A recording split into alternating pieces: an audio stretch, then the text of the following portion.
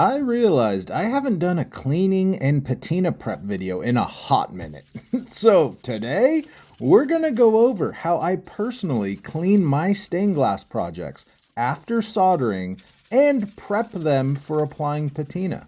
This is one of the more important steps in the stained glass process, in my opinion, yet so many artists have their own unique approaches, which is so cool.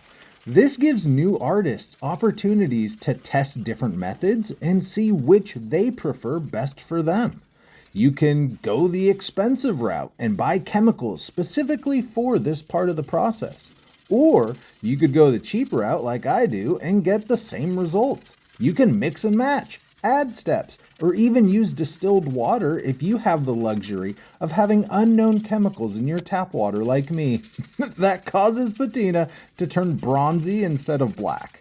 I personally use Dawn dish soap and baking soda back to back to clean off all the flux, Sharpie marks, black gunky bits, and probably one or two dog hairs that have made their way onto my art piece while soldering.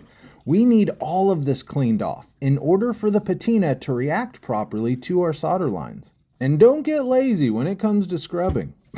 Yes, steel wool will shave down your solder lines if you scrub too hard, which is why I switched to a toothbrush to get into all the tight spots and corners. If you don't wash out the corners, you'll later see lead oxide growing on your solder lines, which looks like white mold.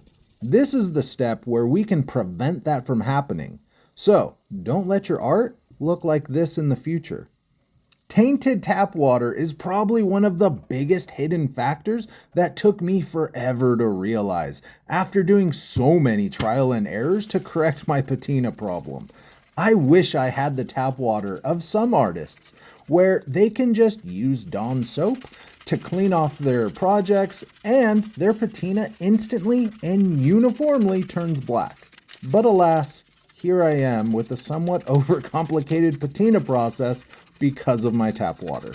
In the future, I'll be doing a proper A/B test to compare my tap water with distilled water to see how differently patina sets into my solder lines.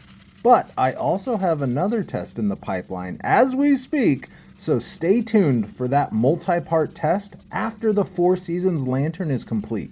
Thank you so much for watching. Be sure to hit the follow button if you enjoy seeing all the steps it takes to make stained glass art on the daily with tips and tricks sprinkled into the mix. Because sprinkles are for winners, and if you've made it this far, you're a winner in my book.